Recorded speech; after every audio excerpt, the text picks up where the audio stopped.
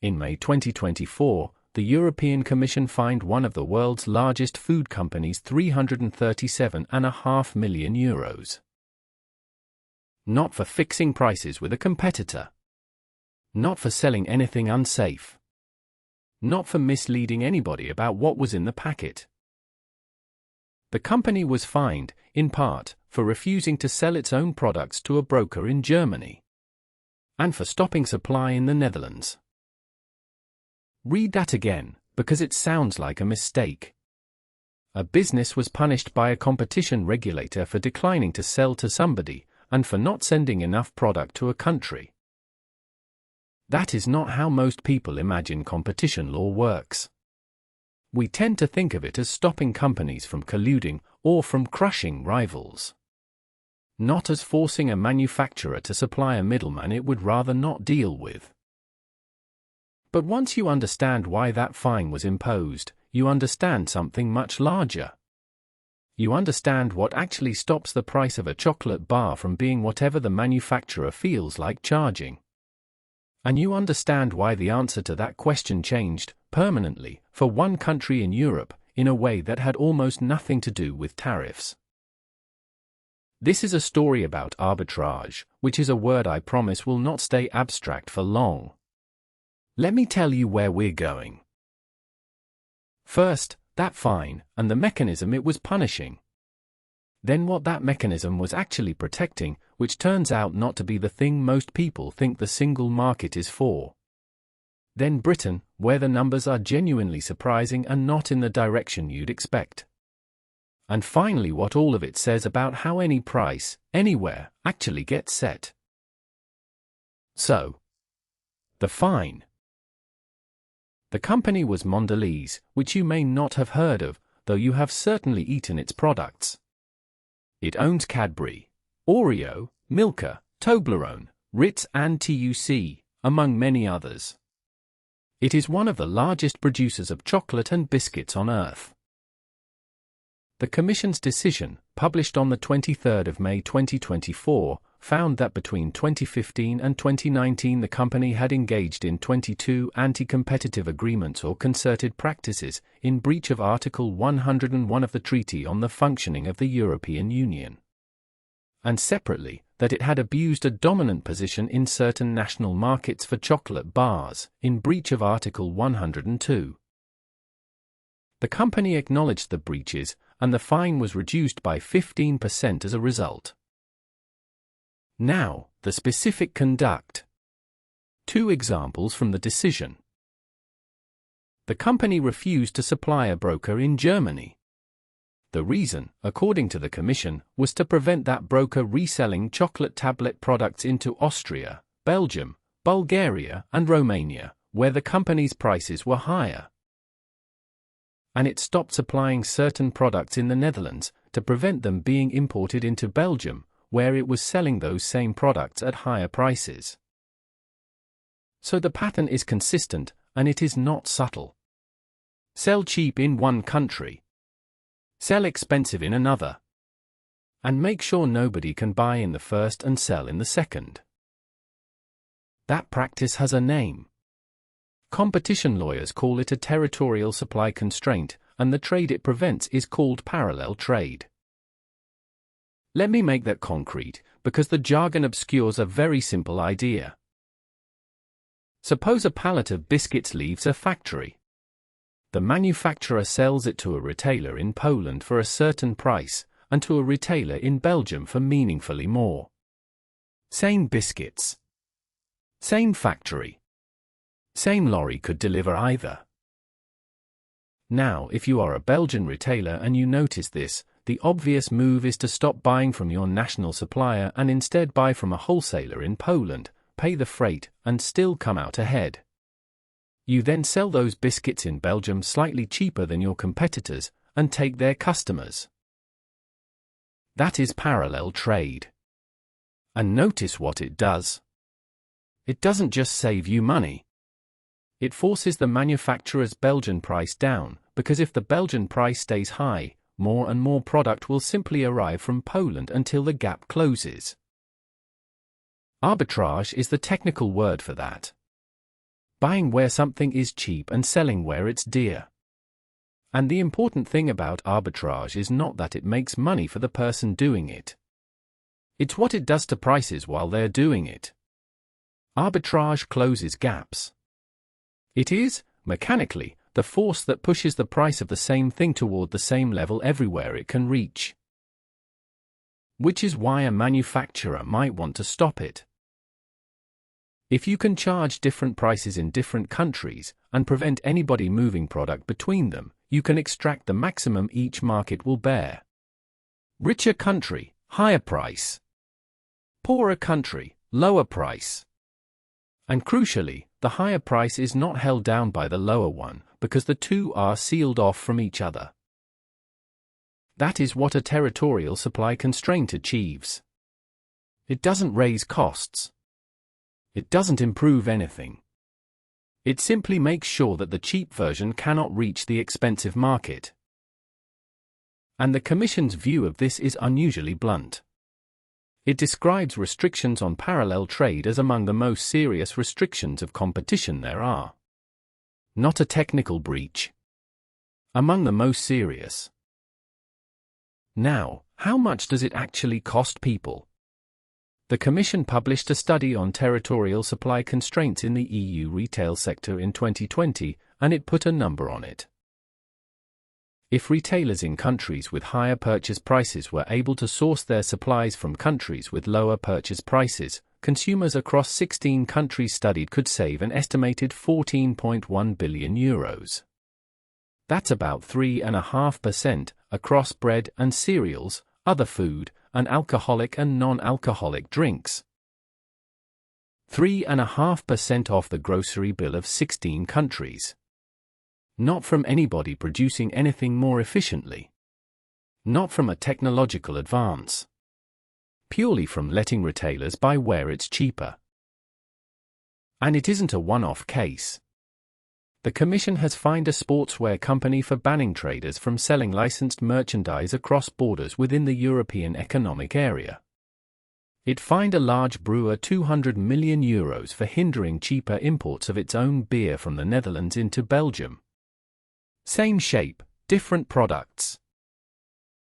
Which brings us to the reframe, and it's the first of two in this film. Ask most people what the European single market is for, and you'll get an answer about tariffs. No customs duties, free movement of goods, easier trade. That's true, but it's a small part of it, and by itself it doesn't explain the Mondelēz decision at all. There were no tariffs between Germany and Austria to remove.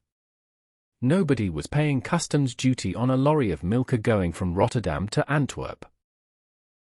What the single market actually does, at its core, is guarantee that arbitrage is possible. It's not merely that goods may cross borders. It's that a company may not lawfully stop them crossing, and that a retailer has an enforceable right to buy from any supplier in any member state. That's a much stronger thing than the absence of a tariff. A tariff is a cost you can calculate. An enforceable right to source anywhere is a permanent, structural discipline on every manufacturer's pricing, in every country, all the time, whether or not anybody actually exercises it. Because that's the subtle part. Most retailers in Belgium never bought a single pallet from Poland. They didn't have to.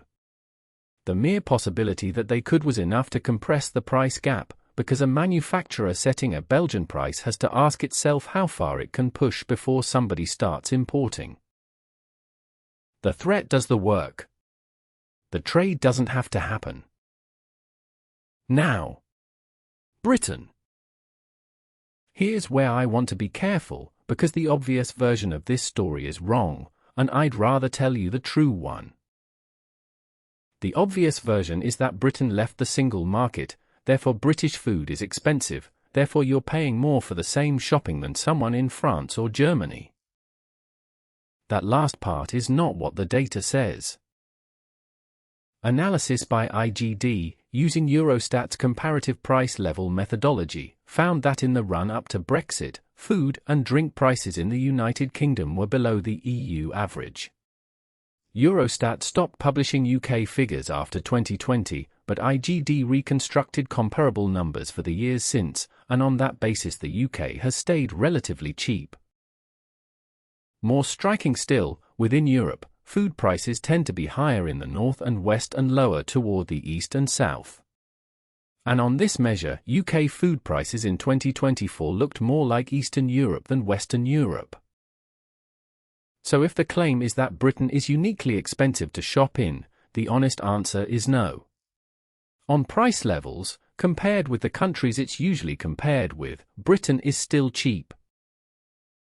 I want to sit with that for a second, because it's inconvenient for a video like this one and I'm not going to skip past it. Anyone telling you that British shelves cost double what European ones do is not describing the data. British grocery retail is genuinely, unusually competitive. It has a hard discount sector that has grown enormously, for large chains fighting on price constantly, and margins that would horrify a supermarket operator in most of Western Europe. So what is it that people are feeling? Because they are clearly feeling something. The answer is that the level is not what changed. The rate did. Between 2008 and 2021, UK food prices rose by about 30%. That took 13 years. Between 2021 and 2024, they rose by roughly the same amount again, in 13 years of increases, compressed into 3. That's what people are experiencing. Not that Britain is expensive relative to Belgium, which most shoppers have no way of perceiving, but that the price of a weekly shop moved further and faster than at any point in most people's adult lives. Cumulatively, food prices in Britain are up around 39% since 2020. Now, most of what drove that was international. The pandemic disrupted global supply chains. The invasion of Ukraine hit grain and fertilizer. Energy costs went through every stage of production, from the greenhouse to the chiller cabinet to the delivery van. None of that is British and all of it hit everybody. But there are things layered on top that are specific, and they're worth being precise about rather than vague. Britain imports roughly 40% of its food, which means currency movements and freight costs land harder here than in a country that grows more of its own. Post-Brexit border controls on food imports from the EU introduced paperwork and physical checks. The UK government's own estimate put the cost to British businesses at around £330 million a year, and the effect on food inflation at about 0.2 percentage points over 3 years. Charges apply per delivery, up to £145 for a single mixed load, on most animal and plant products arriving through Dover and the Channel Tunnel. Going the other way, the Food and Drink Federation reported in March 2025 that UK food and drink exports to the EU had fallen by 34% since 2020. And the Bank of England has identified genuinely domestic accelerants. Increases in employer national insurance contributions and in the national living wage fed into UK food prices in a way that had no equivalent in the Eurozone. Food retail and food processing are labor-intensive, low-margin businesses. When the cost of employing somebody rises, in an industry where wages are a large share of costs and margins are thin, it appears on the shelf quickly. So that's the honest accounting. Mostly global shocks, transmitted harder because of import dependency and trade friction, with some genuinely domestic cost increases on top. And now the turn, because none of what I've just said is the interesting part. Everything so far is a story about costs. Costs went up, prices followed. That's an explanation, and it's true as far as it goes, and it's also the explanation you'd get from any competent news report. But costs are only half of how a price gets set. The other half is what a seller can get away with charging. And that half is governed by something entirely different. Go back to the Mondelēz fine and ask what it actually established. It established that a manufacturer, left alone, will charge different prices in different countries for identical goods, and will take active steps, refusing supply, cutting off brokers, to keep those markets separated. That's not a moral failing. It's the rational thing to do, and the Commission had to fine a company €337 million to stop it happening. Now consider what Britain is, structurally, after leaving the single market. It's a separate market. Not as an insult and not as a scandal. As a definition. That is precisely what leaving means. A British retailer no longer has an enforceable right under EU law to source from a supplier in another member state and have that supplier obliged to deal with it. The mechanism that made the Belgian arbitrage possible does not run across the Channel.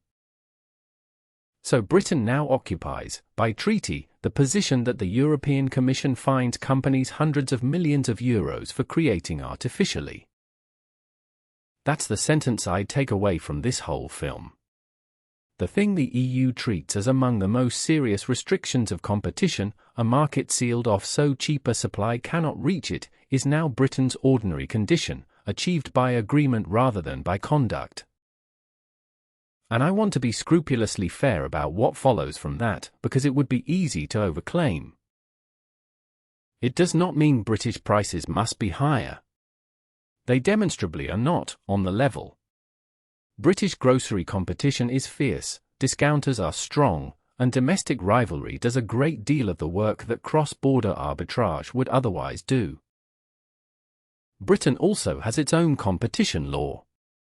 The Competition Act mirrors the European prohibitions closely, and the Competition and Markets Authority can and does act against anti-competitive agreements and abuse of dominance within the United Kingdom. So this isn't a lawless market. It's a market where one particular discipline, the structural, permanent, always-on threat that somebody can buy the same product cheaper abroad and bring it here, operates far more weakly than it did. And that discipline is different in kind from domestic enforcement, which is why swapping one for the other isn't a neutral trade. Domestic competition law is reactive.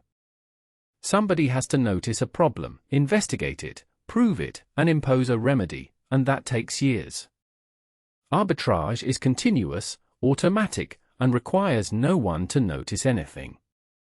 It applies to every product, every price, every day, whether or not a regulator is watching. Losing it doesn't produce a visible event. There's no moment where a price goes up because arbitrage stopped. It's the absence of a downward pressure that was never itemized, on prices that were never labeled, in a counterfactual nobody can measure. Which is exactly why it's not part of the public conversation about food prices, and exactly why I think it's worth 30 minutes. So let me try to state the general principle, because it isn't really about groceries. The price of anything is not determined by what it costs to make. Costs set a floor, below which nobody will sell for long. But the actual price sits somewhere above that floor, and where it sits is decided by what the seller can charge before something stops them. Usually the thing that stops them is a competitor. Sometimes it's a regulator. And sometimes, invisibly, it's the possibility that the same product could arrive from somewhere else. Take that last one away, and nothing dramatic happens. The price doesn't jump. There's no announcement. The market simply becomes a little more forgiving of a high price than it used to be, permanently, in a way that compounds quietly over years. That's the shape of it. And it generalizes well beyond chocolate. Any market that can be partitioned will tend to be partitioned by whoever benefits from the partition, because the returns from separating a market are large and the effort required is small. A refused supply here. A distribution agreement there. A contract clause about which territories a wholesaler may sell into. None of it looks like a scandal. It looks like ordinary commercial practice, which is precisely why it took the European Commission 3 years of investigation and a €337 million fine to establish that it wasn't. So the next time you see the price of the same product differ widely between two countries, the useful question isn't why one is expensive. It's what's stopping the cheap one from getting there.